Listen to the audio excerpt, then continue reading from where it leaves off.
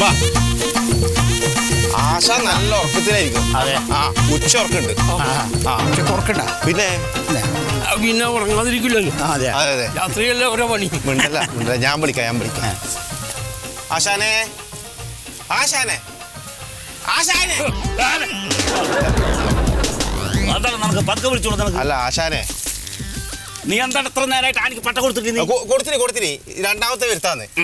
ആശാൻ അവർക്കൊരു കാര്യമുണ്ട്. ഏതമ്പലത്തിനാണ് ഇത് നമ്മളെ പിള്ളേരാന്ന്. എന്താ കുട്ടികളെ?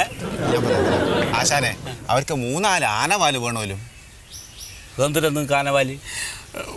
എന്റെ കൊച്ചേ അവൻ തൊട്ടിക്കിടന്ന് ഞെട്ടിത്തെറിക്കുക. പേടിച്ചിട്ട് കുട്ടിക്ക് ഒരാനവാലി പോരെ, എന്തിനാ 4 ആനവാലി?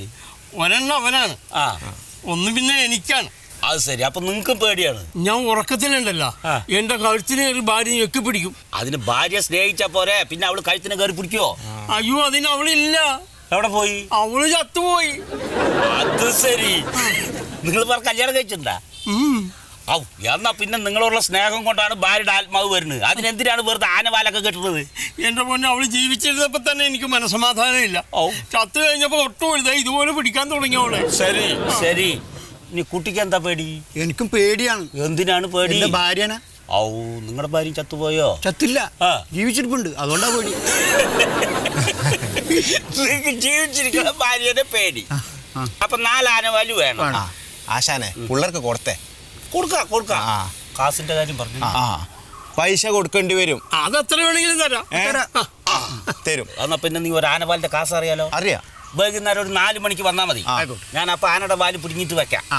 പിന്നെ ആരോടും പറയരുത് സുഹൃത്ത് ആനവാല് തന്നു. എന്റെ ജോലി പോവാതാണ്. ആരോടും പറയില്ല. പോയിക്കോ. ശരി എന്നാ പോയിക്കോ. വൈകുന്നേരം കേട്ടാ. നിലക്കിൽ എന്ത്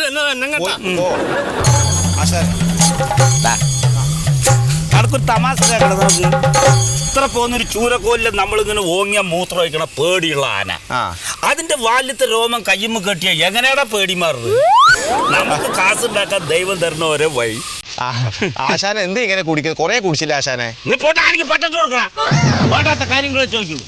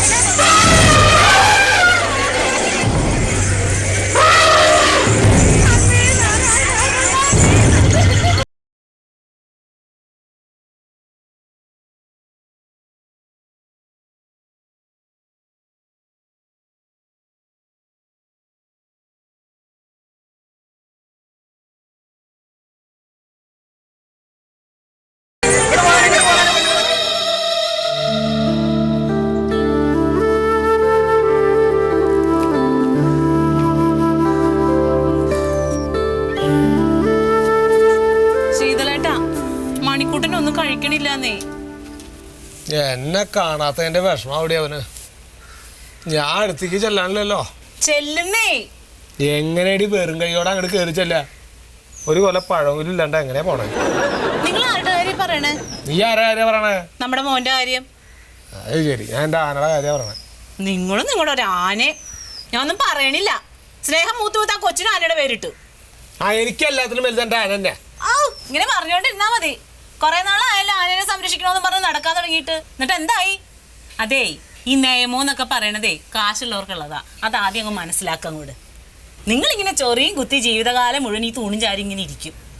ആനയുടെ കണ്ണും കാണാൻ പാടില്ല, അതിന്റെ കാലും പൊട്ടി കളിഞ്ഞെന്നൊക്കെ നാട്ടുകാർ പറയും. ഞാൻ പറയണത് നാക്ക് പുഴുക്കണ വർത്താനം പറയണേ. എന്തെന്ന് നാക്ക് പുഴുക്കണ വർത്താനം? അതാണ് സത്യം. നിങ്ങൾ അതിന് നോക്കിയിട്ടുണ്ടോ? ഭയങ്കര സ്നേഹമാണല്ലോ. മറിമായം